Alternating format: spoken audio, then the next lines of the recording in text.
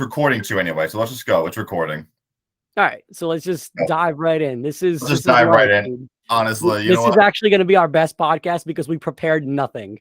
Exactly. I'm so happy. We didn't prepare nothing. What is all this? Okay, you're right. You're right. Because usually before our podcasts, we have we write lists down. This is what we're going to talk about. This is going to be the best podcast we've ever recorded because it's off the rip. Exactly, and that's how it should be. We tried going live. We're not technologically advanced. We couldn't figure it out. Even if it is live, because right now it says that it is live. It says that it is to the public. Yep. So you know what? Even if no one joins, it's still recording. We're still going to post it to YouTube. So everyone, like I just said, welcome to the Opinions, Facts, and Stats podcast with your host, Tyler, and my buddy over here, Mr. Garrett over here. Garrett, how are you doing today? I am fantastic. Oh, I love to hear. I started my new job. I'm loving it. I got some new peeps. I'm a bigger boss than I used to be now. So some. You're bigger. I thought you were small, but it's okay. Hey. Oh, listen. I'm very short, but manager wise, I'm a bigger boss, more responsibility, new company. So I've been stress eating like crazy. No, I'm just kidding. No, everything's been going well. It's exciting. Good. It's exciting. And you know what? And Garrett, let me ask you this, man. Good. What time of the year is it right now? Oh, what has been going on right now on the TV in the NFL world? Oh, ping pong championships. No, I'm just kidding. No, obviously we've got the NFL Combine going on. That's right.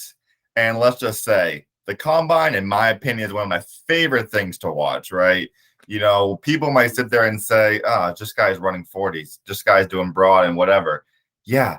But those are guys that could possibly be on our team. Ripped guys. Yeah, exactly. You see us two over here trying to run a 40. Let's see how that works out. It's going to take me 40 seconds. Yeah, exactly. Not 4.35 seconds. Yeah, no, not at all. You know what? The funny thing is, though, let's just get into that, though, about this Combine, right? I mean, first and foremost, we're Patriots fans. If you can't tell, Patriots, what he's wearing over there. Look at right? This. So obviously we're going to discuss. Look at the money I invested. Look at the money. Mac Jones. And, Garrett, let me ask this question here. What do you think the Combine's all about? Yes, it's about the players running and doing all their workout, but what is it really for, in your opinion, the Combine? I think so obviously when you watch tape and you watch everybody on the field, you get a good feel of, it's college is really cool because of how many teams there are and stuff like that and all the competition. But I think the Combine is you really just being to see the physical side of players, the strength, the quickness, the speed.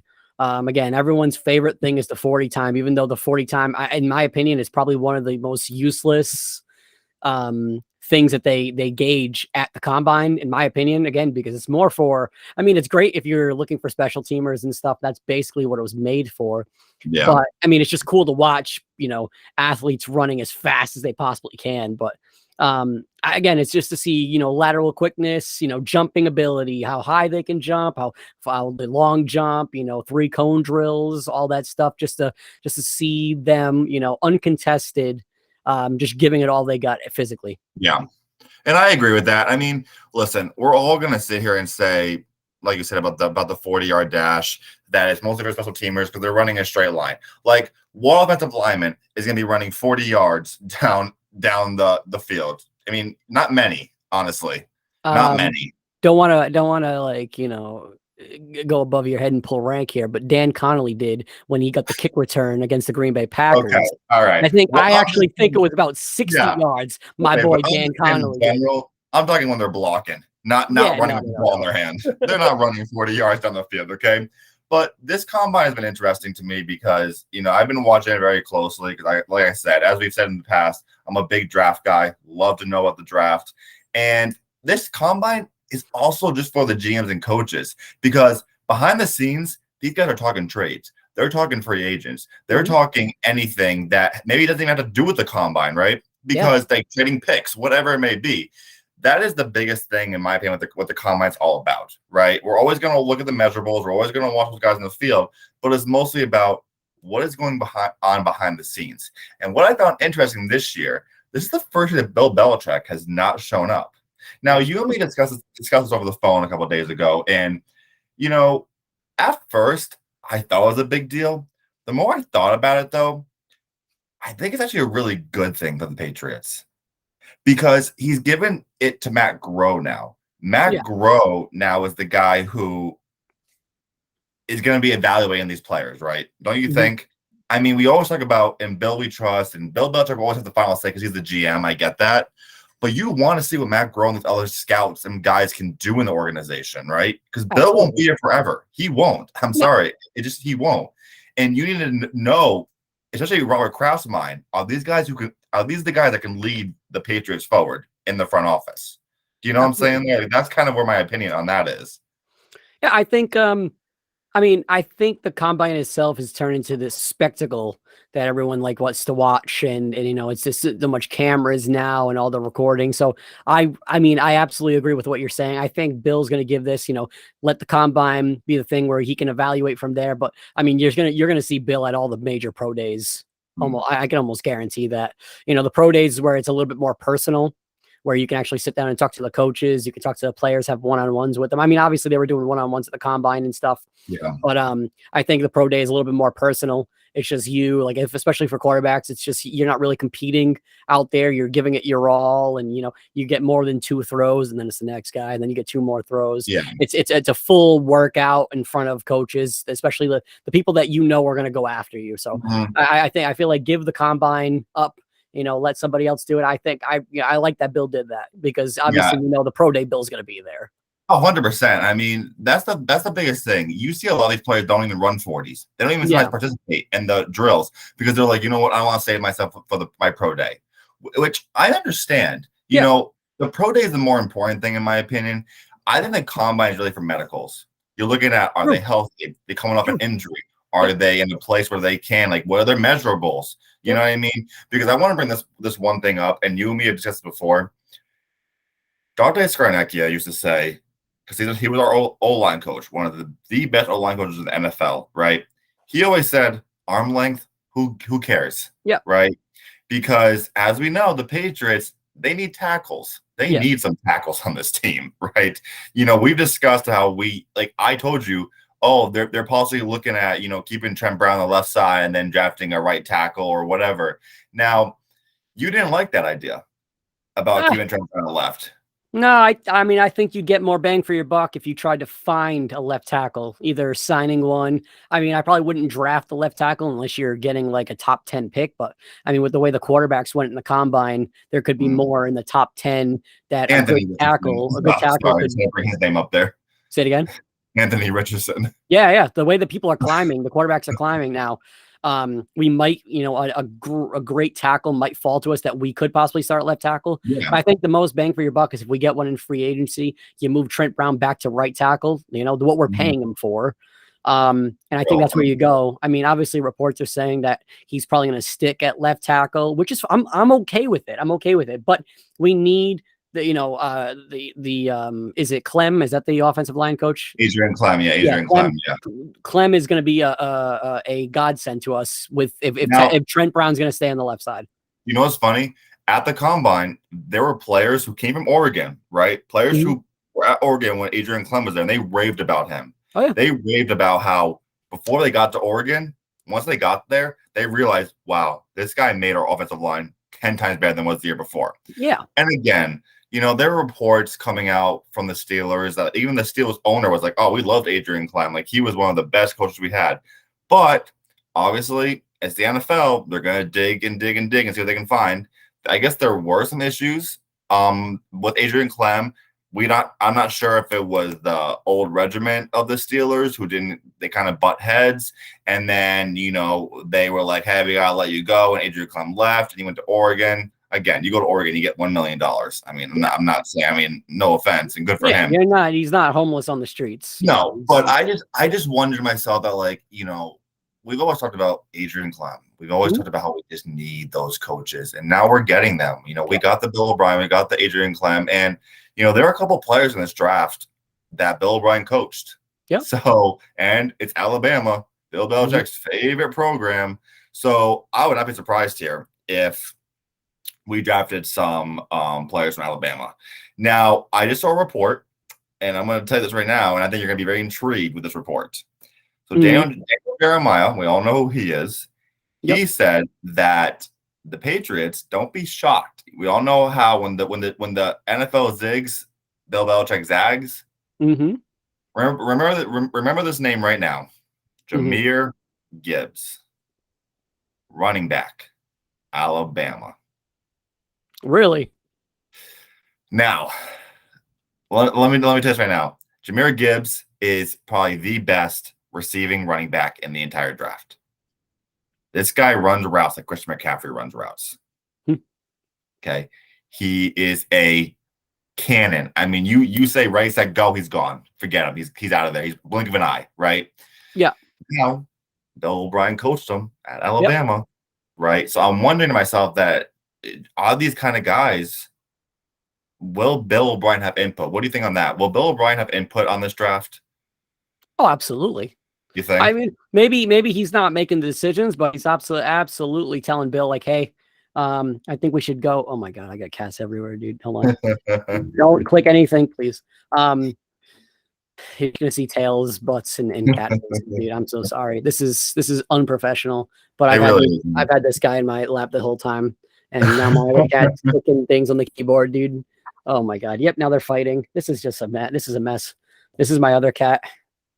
I know they look the same, but she is like 40 pounds lighter. No, I obviously think that Bill O'Brien's going to have some say. He's going to tell like Bill what he thinks is the right decision to go. And maybe, running back is something that he's like, we have got Stevenson. We're probably not going to sign Harris. He's probably going to be like, I think Kevin Harris and I think Pierre Strong are good pieces. But maybe it's like this kid is too good to pass up. Yeah, but too good to pass up. There was something that you and me talked about last night. Someone named Darnell Washington, the tight end from Georgia. Yeah. And let me just ask you, because we didn't really get to talk about that approval. Bow. You want him? Well, my God, he's like 6'7". Yep, he's 270. 270. What did he run, a 4.5? He ran a 4.64 at that size. You shouldn't, dude. He ran a 4.64. The 6'4", he's taller than 6'4". Yeah. He ran a 4.64 at 6'7". And then he has that snag at the end, that little, oh my God, dude. Did you see the video of him walking up to the podium with the water in his hand? Yes. Dude, it's like those little like Poland Spring samples that you get. Yeah, for real. A full water bottle, dude. That was a 16-ounce water bottle. And this homeboy's got his whole hand palming it. Like, and he's a tremendous blocker. Yeah. Like, see, I like our tight ends. I like our tight ends. I think that, under the right tutelage, they're going to be I think this year you're going to see the most out of them. I hope you're going to see the most out of them, but there are areas that they need to be improved on. And I think blocking is a big one. You know what? And this is what I wanted to discuss with you quick. Okay. One thing. I'm so sorry. Yeah. Imagine Trent Brown, dude, on the left, and then you got this dude blocking on the right, like as an extra right tackle. Oh, I know. No, for real. Oh my God. People literally said that he's another tackle, honestly. Yeah. He's a tackle that moves literally like a wide receiver. Yeah. And you know what's funny?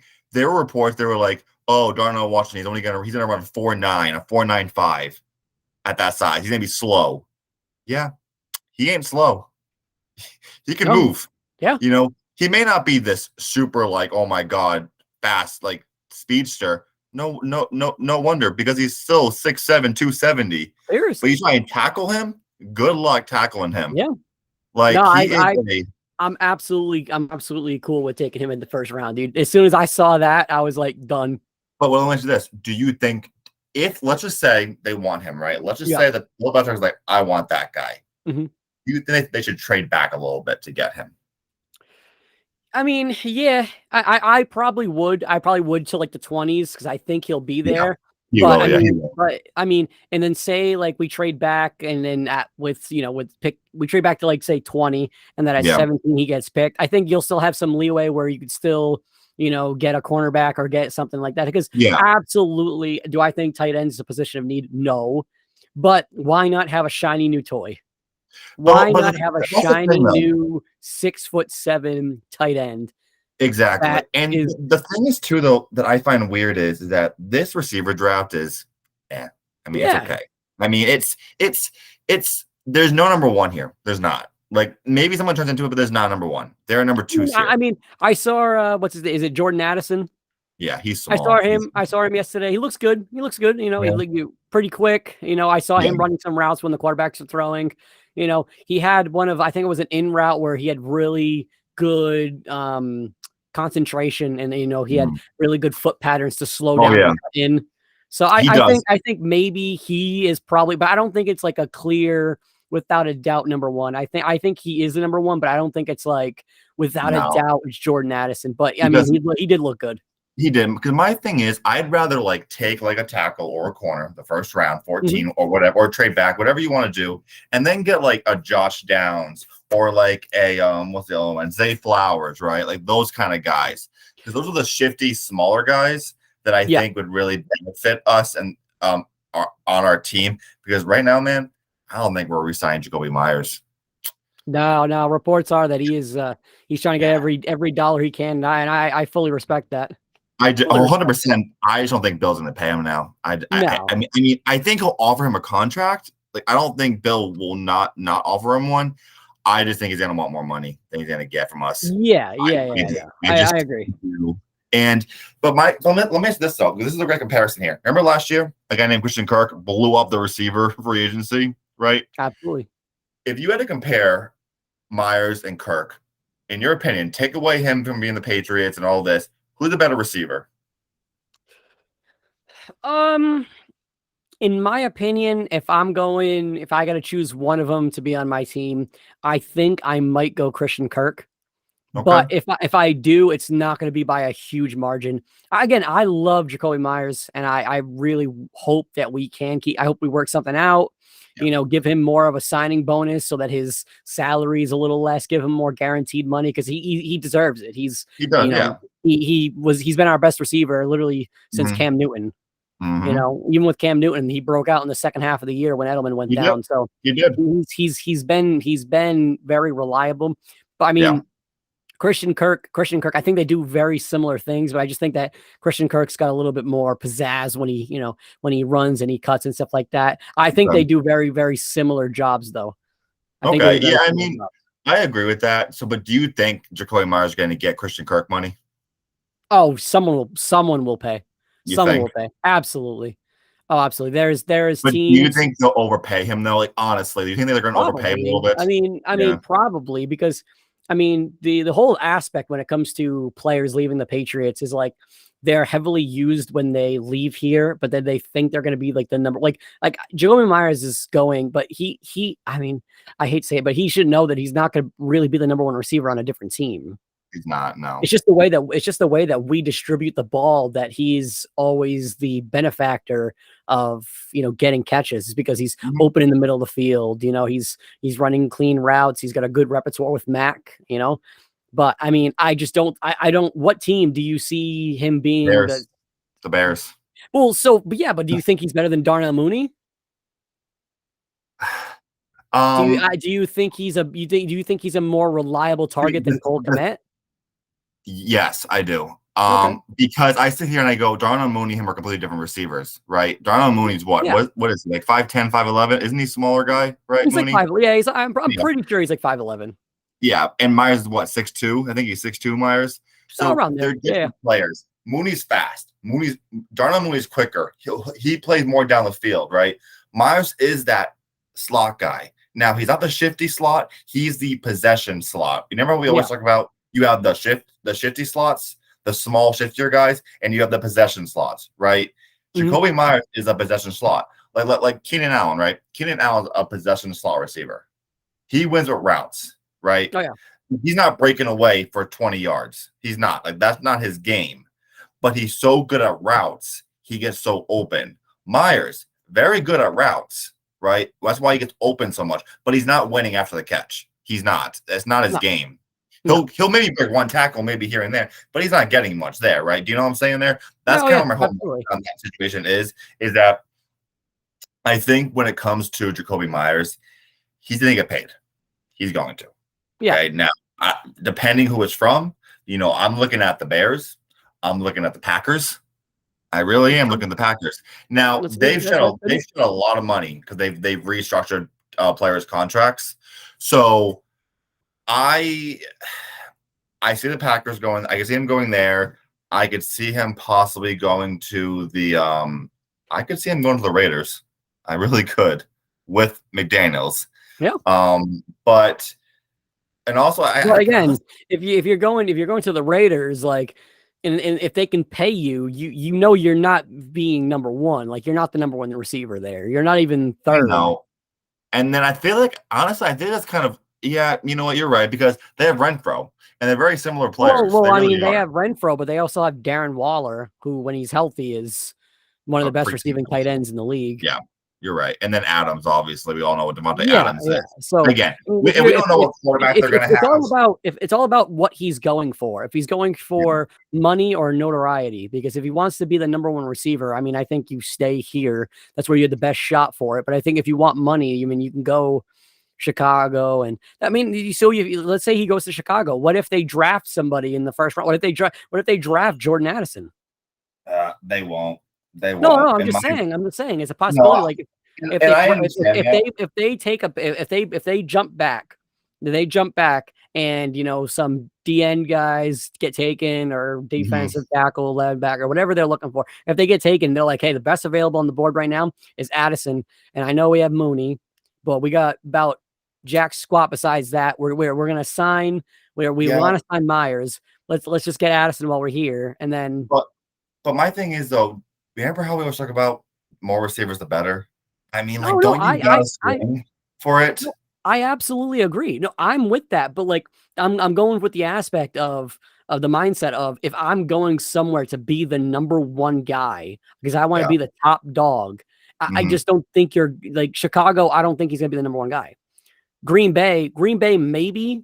No, they got Watson. They got Christian Watson. Yeah, exactly. So Christian Watson is going to be more of the he's developing. And then Atlanta could be a good spot. I know they got Kyle Pitts, but receiver wise, they don't really have much. They just drafted, what's his name? Oh wait, never mind. They drafted Drake London. Yeah, exactly. So like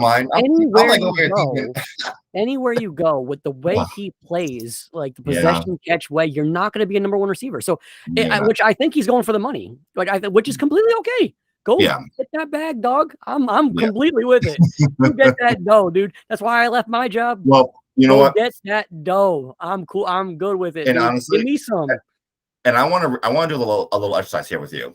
Yeah, you ready for this? You ready? I love it. I love exercise. I'm gonna read some names off to you and some stats here, and I want you to give me your opinion on this. You ready? Let's do it. So, I have some stats here. Some 40-yard dashes from different positions, and I memorized them all. I know every single. I'm sure you did. I'm sure you did. Yep. Now, let's start with tight end, because this tight end class I told you on the phone, is ridiculous. Oh yeah. Like, you're getting a starting tight end in the 4th round, straight up. Like, I'm not even kidding. It's this talented. And this is why I sit here and go, we have 2 tight ends, right? Yeah. But if they don't resign Henry, he's a free agent next year, right? If John doesn't play well, they might release him next year, honestly, if he doesn't play well. So I think if they're better off getting a developmental tight end. Maybe, yes, I would love Washington, but that's neither here nor there. So listen to this name. I want you to remember this name. Zach Kuntz. Zach Kuntz. Yep. He is a 6'8", 260-pound tight end. Why? Hold on. Why? Yeah, you ready for this? Guy should be at that size. Should be a window cleaner. 4'5". 4'5" at 6'8". The dude is literally a running bus. And he had the best vert, over 40 inches. The breast broad at 10. I think it was 10.2. Okay. I'm sure he's got nice broads, man.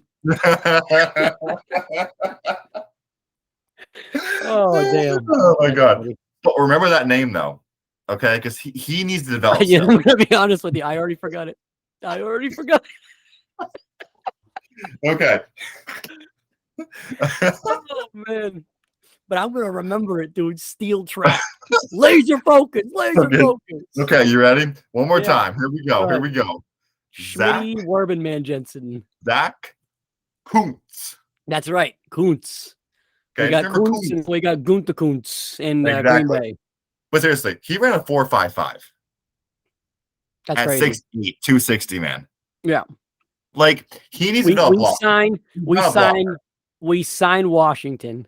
Then when we signed Kuntz the second round, dude, is there anyone that's like 6'9"? Is there anyone 6'9"? No, sorry.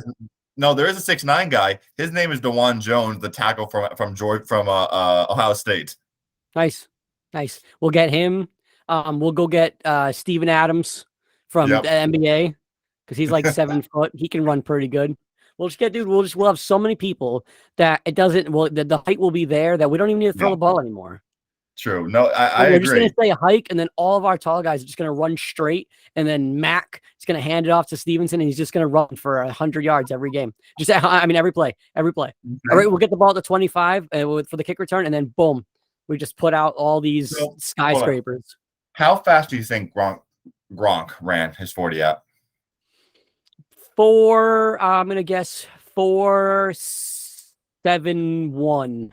4.68. Close. Hold on. Wasn't too far. He was what? 6'6"? 6'7", 6'7", yeah, 6'6", 6'7", something like that. 265, something like that, right? Yeah. Washington ran faster than him. Yeah, seriously. It's because he didn't party before his combine like Gronk probably did. But still, Gronk still became one of the best tight ends ever in NFL history. So, I mean, maybe the party was good for him. Who knows? I mean, hey, listen, he became Gronk because that's what he did. And dude was catching balls with one hand and beers with the other. Just running with both. So true. But let me ask you this. Let me ask you this though too. Okay. Now, if these receivers are here, right, and we have we need receivers. We know this, and there's a name that we discussed named Hopkins. Oh yeah, Jiminy Hopkins. Mm-hmm. Now, what's your opinion on him? On DeAndre Hopkins? Sure. I mean, every time anyone looks at him, obviously you see his age. He's 30 going down 31, or he might be 31 going on 32. But I mean, if you look at him, obviously he didn't play full year last year, and I think he was hurt a little bit the year before. Yeah. When he is on the field, if you take the games that he was in, he's a top 3 receiver. The games that he is playing. So I think top 3, top 5 has to be. I'm pretty sure if you look at his stats, if you look at what he played this year and you compare it to the when he was playing in those 6 weeks or 7 weeks or 8 weeks or whatever he played, he was at least top 5. He is a ball magnet. Again, he can play 1-on-1. He can play 2-on-1. He's catching balls. I don't know if you saw, he caught balls with his butt. He literally caught it, brought it to his cheeks, fell on his back, kept momentum, dude. He has such a wide range of being able to catch the ball that he's like Odell Beckham when or like David Tyree when Eli Manning was just closing his eyes and he had all those touchdowns closing his eyes because you just knew that if you got the ball in a 10-foot bubble that they're going to come down with the ball. And that's what you have with DeAndre Hopkins. I think he's the best route runner in the league? No. Do I think he's got the best hands in the league? No. But he takes what he's got and he does it well, man. I really, really like Hopkins. There's some other guys out there, obviously, that we could talk about coming in and for, cheaper compensation that could be, that could be better in a different way or good in a different way. Like you and I were discussing Brandon Cooks. We could probably get Brandon Cooks for like a 3rd or a 4th and bring him back. They're saying he's worth a 4th. That's what they're saying. So if you bring him in for a 4th, is he as good as DeAndre Hopkins? No. But what people are going to do is underestimate him or maybe not think of him as a true number 1, which I think he's still got it. I think he's older, but I think he's still got it. I mean, he's played for the Texans for a couple of years and he keeps going to bad teams. You're saying old. He's 29. Yeah, but maybe not old, but maybe like injury wise and like weathered. Because he is 29, but man, like if you think back, I feel like he's been in the league for like 52 years. Honestly, this guy is like every time you hear Brandon Cooks, you're like, this dude must be 52 years old. Honestly, though, He like was I'm on not the even kidding. Patriots when in 2017. Yeah. Was that when we went? Yeah. Was that when we went No, to? yes. He No. was in when Yeah. we played Philadelphia, which I think was Yep. 2017, 2018. It was So 17. 5-6 years ago. Yeah. And then he's 29. But like it's like, he played on the Rams, the Patriots, the Texans. He played on the Saints. He's played on in every he's got 1,000 yards with every team. But what's weird is he's still underrated, though. See, that's what underestimated. Like, and why is that, though? In your opinion, why do you think he's so underrated, or just I don't know? Because I mean, if you look at him, the way he plays ball, he's like a mildly slower, like Tyreek Hill. Like he's not really conventionally. He's fast, but he's not really conventionally quick. He's more of a not shifty. yeah. He's more of a sporadic runner. Like he's a good route runner, but he's more of a he's more of like when the play breaks down, get open guy that way, kind of like Tyreek Hill.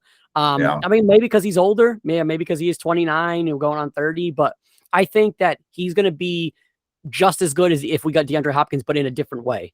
I think because he's going to be underestimated. Yeah, and now let me give you this last name, Jerry Jeudy.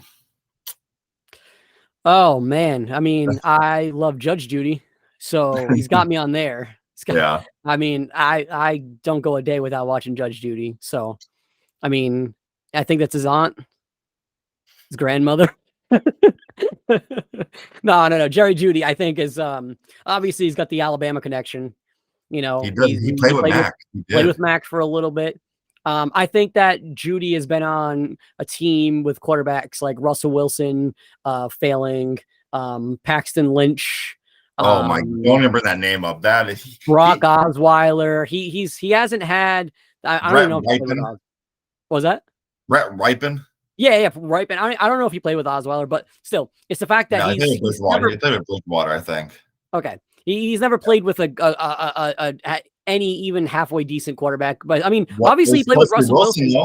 Russell Wilson. Oh my God, that's a shell of Russell Wilson. That's not Russell Wilson. That's not the Russell Wilson I know.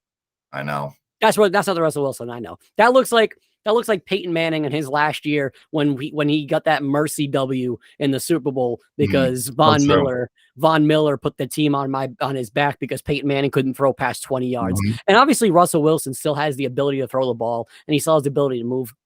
I have no idea what happened. That was bad. That was bad, man. Horrible. And that's why I sit here and I go, we never have because I always see a lot of these GMs talk to the combine, and like George Patton, who's the GM of the Broncos, came out and said, we like Jeudy. He came on at the end of the year, all this and all that, but he didn't really commit to Jerry Jeudy because his fifth-year option is coming up, right? Yeah. On Tuesday, he's got to decide about fifth-year option. And now, after Jeudy, I do want to get to another name, but before that, I want to finish up with Jeudy. Jerry Jeudy to me is, if you're looking for the upside, looking for the guy to develop with Mac, it is Jeudy because he's 23. Yeah, I agree. You know what I'm saying? Like, he is the guy, if you want someone to develop with Mac Jones, that's Jeudy, right? Because Hopkins is not coming in here and developing with Mac. He's 31 years old. I think realistically, if you were to go and get Hopkins or you were to get Cooks, you're getting him for 2 to 3 years max. I think with Jeudy, I mean, you can sign him long term if you want. But my biggest thing is that no matter who we get, we have to come up with a contract where we have to extend them. We can't have someone come in for a year. We can't use draft picks for a rental. That makes no sense. And that's what we mean. And that's the thing, because Hopkins has 2 years left. Brandon Cooks has 2 years left. Yeah, but Hopkins has 2 years left, making $19 million a year. Like that has to be like we can help him out and be like, hey, we'll give you more guarantees so it doesn't hit the cap. But we have to. I mean, I think we have $32 million in the cap. We can't use half of it on one player. And obviously, we can get more money because we can restructure other players' contracts and get more money and release players. Well, I mean, we can restructure. We can restructure him. We can tell him, hey, we're going to make 10 of that guaranteed. Make it 9 a year. But will he want that though? See, that's where I come. Yes, he would want that. Guaranteed money, dog. That means if he gets hurt tomorrow, with Uncle Sam is still coming over, handing him a check. That's what players want. That's why Lamar Jackson's not a Raven right now. Lamar Jackson. That's the guy we're going to discuss next. He wants a fully guaranteed. He wants almost a fully guaranteed contract. He's like, hey, and if the Browns teams don't want to do that a lot. They don't want to get that no, guaranteed. but I understand his argument. He's like, dude, Deshaun Watson hasn't played in 2 years almost. That was just He's stupid. Got a fully guaranteed. No, I understand that, stupid. but he's like, yeah, I've been hurt. Every year I haven't played a full season. He played 12 games last year, 12 games the year before that, and then he played 15 and 15. But he's like, I brought your team to the playoffs 3 times, and if I played the last game, I would have brought your team to the playoffs again. Did they go to the playoffs or did they lose in the playoffs? They lost in the playoffs, but they lost in the playoffs. So they still went to the playoffs. This is what I want to say. Lamar Jackson, the Baltimore Ravens thought Lamar was going to play in that playoff game. Yeah. They were very confident, and he didn't play. No. So what does that tell you about his character? And again, I don't think Lamar's a bad guy at all. I don't. I think he's a good guy, but what does that tell you about him and the Ravens relationship right there? I think that he is, obviously he's looking out for himself. You saw when he sat out, a lot of people were in uproar and a lot of people were all mad, but you saw people like RG3 like, man, if I would have done that, I probably would still be playing. You know? So obviously he's got to do what he's got to do. I completely understand the winning aspect of it. And like, you want to win and you want to go to the Super Bowl. But I think in his mindset, he's like, dude, even if I go out there and I win this game, if I get hurt, it doesn't matter. A Super Bowl don't matter. Yeah. I might not even be ready. I might not even be ready for the start of next season. Yeah. So, you look at it, him doing that makes him a hero and a villain. It's a hero for him and his ability to keep playing football. And he's a villain because the Ravens lost to the Bengals. Well, there's this report now saying that the Ravens are looking at possibly putting the unexclusive franchise tag on Lamar Jackson. What that means is what that means is that Lamar can go out to free agency. He can talk to other teams. All teams can offer him a contract, right? They can say, hey, we're going to give you so-and-so this amount of money, right? Mm-hmm. The Ravens have a chance to match it. If the Ravens don't match it, whatever team signs Lamar, they get 2 first-round picks. So that is a big decision. Oh my God. That's a big decision, in my opinion, because yeah, dude, come here. If I'm the Ravens, can you afford to lose Lamar? I think that you kind of lose Lamar every year with his injuries in one aspect of it. Okay, so let's say they do lose Lamar. I don't think Huntley is the guy.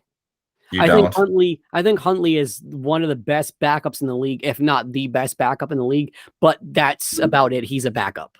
But do you think he'd be a good stopgap for them? If Lamar leaves and they get 2 first-round picks, right? Yeah. You think it's a good stopgap? Yeah, you mean like come in for a year and see what they can do? Yeah. I don't think that. I think he's going to come in. He's going to play his heart out, obviously, because he wants to win a chance. But who knows? He might Geno Smith it. He might, as soon as he gets the opportunity, he might go out there and play, and play ball. He's not bad. He's a little undersized, but he kind of plays almost.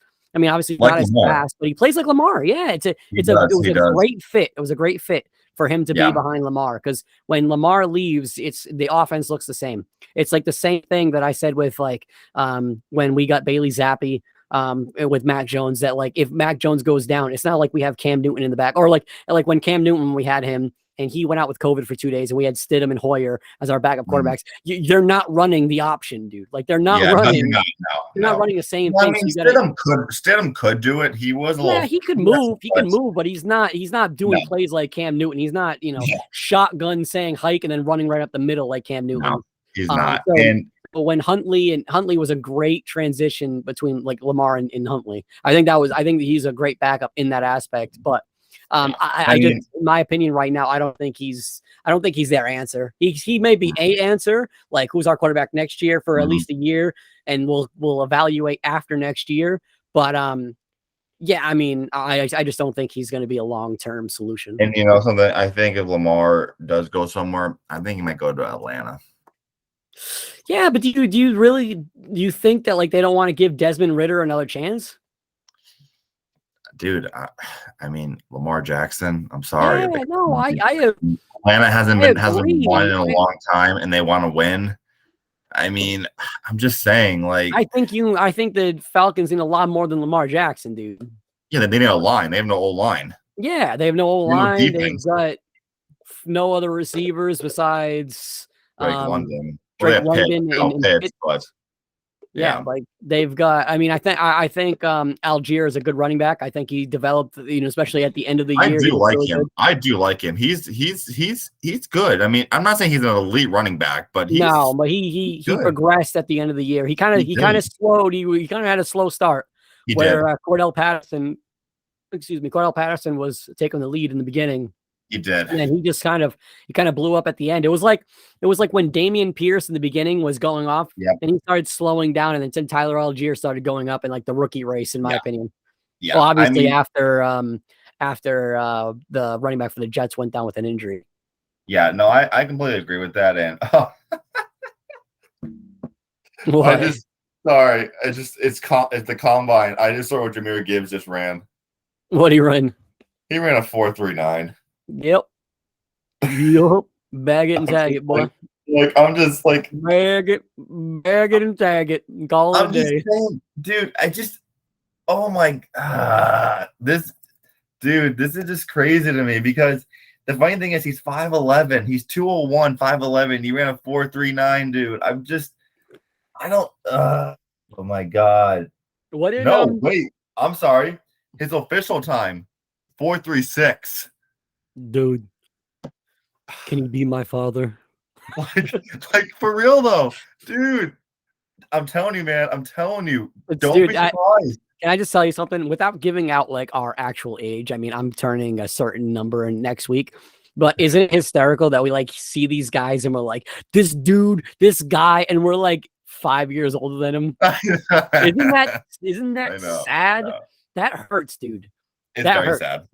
I look up to Mac Jones and I'm like, Mac Jones is great. And I look up to these guys and I'm like, dude, I'm older than them. Yeah, I know. But I mean, if I saw them in person, obviously they would walk up to me like, "Hi, little boy," and I'm like, "Hi, Mr. Jones." but that's what I'm saying, dude. It's just like it's crazy to me to think about that, because then, because now I really want to start discussing the combine a little bit now, because I really want to get into some of these times and positions and what Patriots are looking at. Because honestly, right now the corners, right? Again, to everyone out there, I know we're jumping around a lot. We understand that. We're just kind of going with the flow right now, just trying to. This is probably our best podcast because it's just off the dome. It is. Let's talk about corners, squares. Got 4 of them. Let's do it. I'm excited, dude. I'm excited. Let's go. So, you know what? But these corners, though, dude, this corner draft is ridiculous, dude. There are so many. Okay, if you were the Patriots right now, would you take a corner, knowing this draft is littered with corners up to the 5th round that you can get as starters? Would you invest in a high corner at 14? Probably. I mean, depends on who's there. I mean, who's in your top? I have one name that I'm looking at. Well, I don't think he's the number one. I haven't really done too much research about corners. I mean, I told you about the squares and stuff like that. That I've just known that for years. But I mean, I saw Joey Porter Jr. What in your opinion about him? I just thought it was hysterical that his dad obviously hates the Patriots because of his football playing days. I'll say this. So he ran a 4.46. Okay. Joey Porter. He measured in about 6'1", 6'2", like pretty close to that, and about a little over 200 pounds. So he has the size and he's physical. Like he's physical, right? He has some technique issues where I think but you can teach that. Patriots are known to teach technique because they're great with corners. But to me, with Joey Porter Jr., in my opinion, with him is that he's still kind of raw, but he has an alpha demeanor, alpha mentality. Like he is going in there saying, "You want to be the number one receiver? Let's go." And I'm not saying he's going to win every rep, but but he's not afraid of the challenge, right? No. I think he's the best corner in this draft. No, I don't. The best corner, in my opinion, are those 2 guys that are tied for the top, in my opinion. Christian Gonzalez from Oregon, Devin Witherspoon. Remember that name? I've told you about him before. Yeah. We talked about him. Before. Yeah. He didn't test because he had a hamstring injury. So that was kind of a downer, but he has his pro day. So we'll see what he does at the pro day. But Christian Gonzalez, to me, dude, he'll be gone top 10. Like, this guy is 6'2", 205. He ran a 4.38. Okay, this guy. He is so fluid. Dude, when he runs, it doesn't even look like he's moving, like, even moving, because he's just so fluid with his movements. Mm-hmm. Like, you know, like a glass of water. He honestly is, though. He does, because one of the drills is called like the W drill, where they literally they go back, they got to run, back pedal forward. This guy is so smooth. Right now, he doesn't have great ball skills, meaning, like, you look at the stats, he didn't intercept a lot of passes. He's more of a zone corner. He's not great in man. So it's like, depending on what the Patriots do, last year they were man and zone and man. So I think you're looking at that going, which one can do that? Now, Devin Witherspoon is he's one of my draft crushes. This guy is everything you want. He's 6'1", about 190, so a little bit smaller, but he is physical, dude. Like, this guy, I watch his tape a lot because he's one of my favorite players. He just knows how to play the corner position. He just does. He's meant to play the position. And I think if he's there at 14, you got to heavily consider it. I know you need a tackle. I know that. And this draft isn't great in depth in tackle. So that's where I'm sitting here going, like, you said it. Devin knows how to tackle, man. Boom. He does, though. He does. And the thing is, though, is if you had to choose, in your opinion, Garrett, between a tackle or a corner, what do you do with the Patriots? I mean, I think I know your answer, but flip a coin. No, I'm just kidding. Obviously, if you're looking at who's there, it depends on how many go in the top 10. Because, obviously, tackle is a well sought out in the whole league. Doesn't matter. But, we're going to see if, because everyone right now is like, oh, there's 3 quarterbacks in the 3. There's Stroud, there's Young, there's Jesus, I can't remember the last name. Richardson, Levis. Yeah, so now there's 4. And then, oh my God, they're all going to go in the top 10. They're going to be just like the 2020 draft and blah, blah, blah. But who knows? Yeah. Who knows? No, I know. If they fall back and more tackles are taken, obviously you're going to take best available. And corner is an area of need, just like tackle. So I think you're going to go best available and take the corner. I absolutely would. To have corners, dude, to have Jack Jones, whoever if we draft somebody, do we have Jonathan Jones, or we have to re-sign him? We got to re-sign him. Okay. I think we'll be able to. I think we will too. I don't think he's highly sought after as much as we think, because he was a slot corner for most of his career here. Yeah. So he played decently outside, but he's small.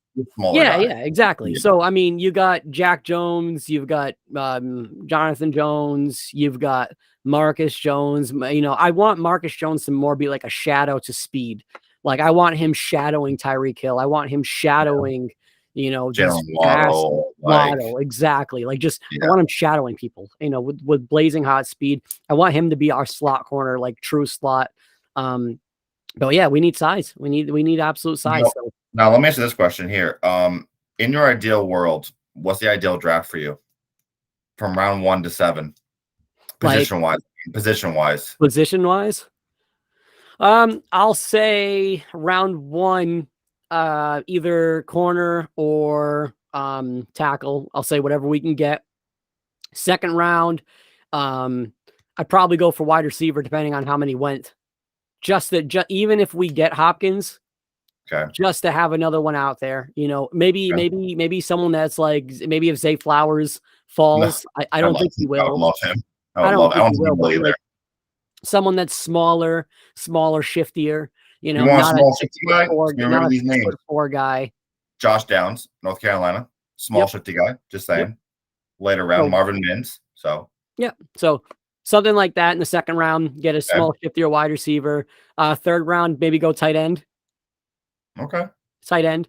Fourth round, I'd probably go back to O-line, get another piece. Just is always good to have, experienced offensive linemen. Okay. And then, 5th through 7th, you're just getting more defensive pieces. I think we have 3 fourth-round picks. So we have 3 fourth. Yeah. Oh, okay. Then get offensive linebacker. Just get an extra linebacker while you're at it, and who knows, get a safety just in case McCourty pulls a Houdini and doesn't come back. If McCoy doesn't come back, though, do you think safety jumps up higher? I mean, I think it's an area of need, but I think we have a lot of safeties. Do I think we have a lot of that play the same as McCourty? No. Yeah. But I think we do have a lot of safeties that can just be plug in and play there for now. I mean, we have a lot of guys. Marcus Jones could play safety? But yeah, possibly. Exactly. Yeah, exactly. You know, play more back, play zone, and you just make sure no one beats you on top, up top. Hey, I think maybe even like Jonathan Jones. You know what? I wasn't thinking about that one. You know, I feel like Jonathan Jones because he's very smart. I think he actually that'd be a really wow. You know, because I think if you take Marcus Jones and you keep him speed/slot, obviously he's not covering a tight end, but if you keep him speed/slot receivers, Jonathan Jones is fast enough to make sure that no one gets in behind him. And that's what you need. So Jonathan Jones could push back. Jack Jones, get a first-round talent right there. I like that, actually. You got some depth, you know? That's a good idea, actually. Yeah. Now, the whole thing, too, is that do you think running back is going to be a late pick? Yeah, absolutely. I think Bill always likes to have. Unless they go Jahmyr Gibbs 14, unless they do that. But I'm just saying, like. Yeah, no. Bill always throws one on the roster. He always throws one on the roster because even if they don't work out, they do usually make good special teamers. Yeah, so, I mean, there are some good running backs in this draft, in my opinion. You have a few. We all know Bijan Robinson will be the first running back pick from Texas. He's the big name. Jahmyr Gibbs, Zach Charbonnet from UCLA. He's another good running back. Tyjae Spears, I like him from Tulane. 5'5", about 5'10", good receiver back. Had a great Shrine Bowl, and we all know Patriots love Shrine Bowl guys because they were there in Senior Bowl guys. Yes, they do. So don't be surprised with him, but. You know, I want to get into this quick discussion about Pierre Strong, too, just because we're on running backs and we're in the combine, and he was a draft pick last year. Can he be the receiving back? You're asking me? I think he can. I mean, I think that, you know, we had Ty Montgomery last year, and he played well in the first a couple of weeks, and then he got hurt. So I think that Ty Montgomery is going to come back. I mean, I don't think he's, you know, the best in the world, but I think he's, you know, still a decent back. I think Pierre Strong can learn behind Montgomery. I think he can. I mean, he's got speed. You know, he didn't catch that much in college, but I think it was just because of the production from the quarterback. I don't think that was anything that had to do with him, but I don't know for sure. I mean, he seems like he can catch the ball well, and he seems like he's even shifty enough to like be kind of like a slot guy or like a hybrid, kind of like a James White. I think he can. I think he can. And I think, you know, we saw that game where he broke out, and there was another game that Kevin Harris broke out. I think he can be. But even if we think he is, I still, no matter what, think Bill is going to pick a late running back because he always does. You know, he always. And do you think Kevin Harris has a role in this team? Yeah, I mean, I think he's going to be a power back and maybe a third down back or maybe a reliever. Like, I mean, even when we had like LeGarrette Blount, and we had like, oh my God, I can't even think of like the receiving course. I mean, running back course. We had like LeGarrette Blount and like Sony Michel, and then we always had like a Brandon Bolden. Like we always had somebody else. Like yeah, Brandon had James White, and we always had these other people. We always had somebody else that, because, you know, Bill loves rotations. Bill loves, you know, bringing people in and having seamless transitions. So I think Kevin Harris will. Do I think he's going to replace Damian Harris and with that production there, or even be like a backup to oh my God, what's his name? Stevenson. That's a name. I don't know. Steel Trap, Laser Focus. No, but yeah, like again, I think he can be a third down back. I think he'll be able to catch the ball a little bit. I think no matter what, Bill is just going to want, you know, seamless transitions. So I think he will, but I don't think it's going to be, you know, a huge role. I mean, unless he starts breaking out, and then it's him and Stevenson competing. Yeah, and you know, excuse me. I have something. I have a query for you. Okay. How about this? How about there was a player last year that interviewed with the Patriots, and then he ended up signing with another team, and he just got released. Leonard Fournette. Oh. Imagine a tandem with Leonard Fournette and Stevenson. That's a deadly 1-2 punch right there. That is something to think about. You know, it seemed like he had a good conversation with us last year, and it seemed like Tom Brady. And why are you making me think at 6:30 at night? Dude, I'm just saying, it's something to think about. Do I think they're going to sign him? I don't know, but it's definitely something to think about. He had great conversations with us last year. Tom Brady called him and was like, "Get home now." Yeah, and he did. Get home now. What? How dare you? But he's retired, so it's all good now. We don't need to worry about that. And like Kyle Trask is calling like, "Get home now." Yeah, but Fournette would be interesting though. I'll be honest. Be interesting. It'd be something to think about. It'd be something to think about because you know he's 28. He kind of settled down a little bit. He still ran great, so you know it's not taken away from Stevenson. Obviously, Steven is clear number one. But I mean, dude, I mean, how great would it be if Stevenson went off the sideline and Leonard Fournette came in? And honestly, Garrett, we need a running back who can spell Stevenson. We need somebody. Seriously. Stevenson cannot play as much as he played last year. He can't. Like, I'm not saying. Yeah, he physically can, but we want him to have more than a 3-year career. So he needs to stop. Like, he needs to stop. Like, the Patriots are going to, like, burn him out. Like, he physically can. He did. It didn't seem like he had any slowdown at all, but it doesn't mean we should use him like that. We need somebody. He even said at the end of the year, he's like, I did what's best for the team. I was burnt out. My legs were killing me, but I did what I had to do. And you can't do that to the guy. You can't. No. He's too again, this is why they need a true third down back. You can again, Stevenson can catch the ball here and there, but that's not his job. You don't want him doing that. You don't. He is your give me the ball between the tackles and I'm running. Yeah. Like that's what he is. And again, I think he's amazing at that. The guy doesn't get tackled. He just keeps slipping tackles left and right, Stevenson. Yep. But I don't want them doing this constant of and then okay. This brings me back to why I think Myers needs to go. Oh, here we go. Yeah. I think this is the breakup. Here he is. It is. Tyler and Jacoby. Myers to me he's a good receiver. He is, but this team needs playmakers. And I know Myers gets open and catches the ball, but I can't. They rely too much on those two guys. Way too much. Hold on. Say that one more time. Now it's blue. Now we're getting sad. Yeah. Now we're getting sad. This hurts my eyes. I'm gonna be honest. I honestly think that they rely too heavily on Myers and Stevenson. We all know that, and they need to move on from Myers. I think they need a better slot. Again, Garrett, we've discussed this over and over again about how they need a true shifty slot. I'm sorry. I like Myers, but I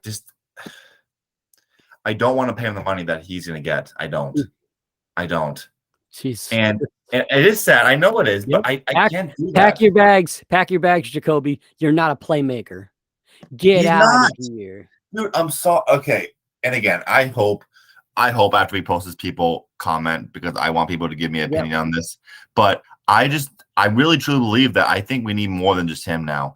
And if you bring him in here, fine, bring him back. Whatever. You want to bring him back? Cool, bring him back. But I think you need more than that. I think you need to find that shifty slot. That's why I'm looking at Zay Flowers, Josh Downs, Darius Davis. You don't know that name, but he's from TCU. He ran a 4.36. He's 5'10", a shifty slot too, who I really would love. And ready for this one? People are going to be kind of when I say this, but remember Julian Edelman, the white boy? Well, Charlie Jones, Purdue. The white boy? Yes. Yeah. You could have said the bearded man. You could have said any other descriptive. Remember that shifty guy? You just said the white boy. Oh, yoy. You want to get ratings, huh? Yeah. The white boy. The white boy. Oh my God. I guess that's a way to describe him. Even Siri on my watch is like, I can't believe you just did that. Yeah. I remember the man I remember Julian Edelman for more than just his race. Okay. Okay. Hold on. Left. Okay. Yeah. Yeah. You dig yourself out of this hole. Here you go. Here's a shovel. Dig. The white boy. Oh my Lanta. What is wrong with him? A lot. Sorry, guys. It's a lot. I know. I'm horrible. I think we should end this chat on racism. Yeah, on we racism. should. You're right. I think we should end this No, podcast. but honestly, Julian Edelman was one of our best slot receivers, and a guy named Charlie Jones from Purdue. He's a really good slot guy. It's funny. I didn't think he'd run as well as he did. Everyone kind of thought going to the combine he's going to run like a 4.6, but he ran a 4.43, and he's one of those guys who he was in kind of an underdog story. He was a walk-on at Purdue, right? Didn't play much. People were just like, oh, okay, another guy just playing the position, whatever. And he came on strong. And this past year, he had over 1,000 receiving yards, and he's the guy that you get in the 5th round. And that's why I'm kind of sitting there going like, you don't got to go early if you want that shifty kind of slot receiver. There he is, But if you want a guy with a little bit more upside, then look at Josh Downs from North Carolina, more in the 2nd, 3rd round. He's a guy that I think you definitely can look into. But those are kind of my people that I feel like are going to be there if you don't want to go 1st round receiver. Yeah. And the other thing too is let me get your opinion on this guy here quickly. Emmanuel Forbes, right? He's a corner from I think Texas A&M. He ran a 4.35, but you know how much? And he's 6 foot. You know how much he weighed though? 160 pounds. Okay. Isn't that too small? Don't you think? We had what Taekwon at 170 something, Devonta Smith this is around a corner, that. though. This is a corner though. Yeah, but still, like you see these days, defensive tackles are more ripped than they used to be. Wide receivers are skinnier than they used to be. Unless you're DK Metcalf or AJ Brown. He doesn't have the size. He doesn't have like the weight, but I think you can add weight. I think that's something you can add. He did have 6 pick sixes last year. Yeah, exactly. So he's shifty. He's catching the ball. He's taking that thing to the house. I don't think weight affects me too much. You see Tyquan Thornton out there and it does look, not that it looks weird, but you're like, oh yeah, he is a lot skinnier than I thought. But he's gotten hit multiple times. He was only injured for like 2 or 3 games, and I don't even know if that was like lower. I think he landed wrong on his chest. His shoulder, yeah, I think it was like collarbone or something. Yeah, he landed wrong there. So, the weight doesn't it doesn't break my heart if he doesn't, if he's not in the 200s. Like I said, I'm just curious on your opinion. Like I said, I have all these guys written down. I want to kind of get your opinion on just some of them, obviously. And to kind of wrap things up, I want to just go quickly through a couple of old linemen and kind of because again we need tackles. I think that's something that we definitely gonna look into. We all know that the top. So I have like a top 4, top 5 tackle class that I think that are going to be there. The guys are Broderick Jones, Anton Harrison, Darnell Wright, Peter Skoronski, and Paris Johnson. Right. Mm-hmm. So they're all big, physical, really good. What's it called? Good tackles. And I just feel like one of them will be there at 14. And again, we're going to be doing a live. Well, we're going to try to do a live. We're going to figure this out, dude. We got to figure this out. We're smart. We're smart. We're capable. We are. We're white boys. Oh, I had to bring it up. I'm so sorry. Yeah, you did. No one's gonna ever see this podcast because it's gonna get blocked and reported, and we're both probably both gonna be written off as horrible people. Probably so. Well, I think that's a good place to wrap up. I want to say this next week, this next weekend, I might not be joining the podcast. I am going on vacation. Also, it's my B-day. And I'm getting white girl wasted. I'm just kidding. No, I'm gonna be on vacation. But we have discussed that we might try to do maybe one Tuesday, possibly. Yes. Yeah. Try to get one early. We might not early. we might not release it until like Saturday, just so it's, you guys have something to look forward to. I do have my Mac versus Bailey hopefully coming out Tuesday. I want to get it done before I go on vacation. I'm just tweaking it. It's almost done, and it's really, it's a different aspect and it's a different thing. I've never tried it before where it's like voiceover and I'm showing you video clips and stuff. So I just want to make sure it's absolutely perfect for you guys before I release it. But I should absolutely release that before we go on vacation, or I'll probably just release it while I'm on vacation. I can download it onto my phone and do it from there.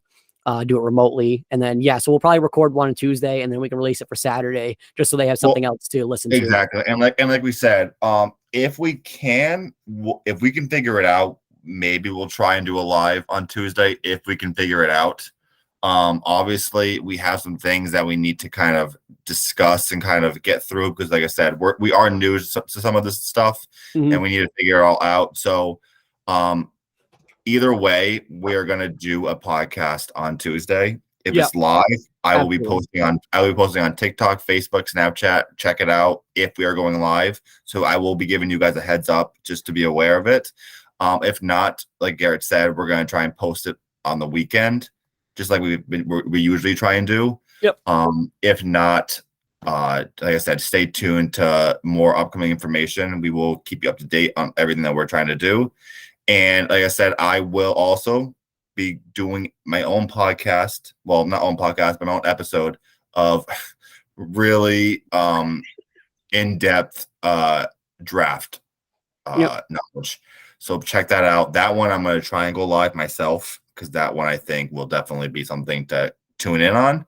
Cool. But besides that, like I said, guys, we're going to post this one up and, make sure you like, subscribe, and comment, guys, because like I said, we're trying to get this thing rolling. We've been doing this for a few weeks now, and we think it's going well. But again, we want you guys to be involved too, so don't be afraid to reach out. All right, guys? Absolutely. So before we go, I just want to burn this into everyone's psyche. Deal with that. Yep. Deal with that. And so everyone, we're through. And we're through. So everyone have a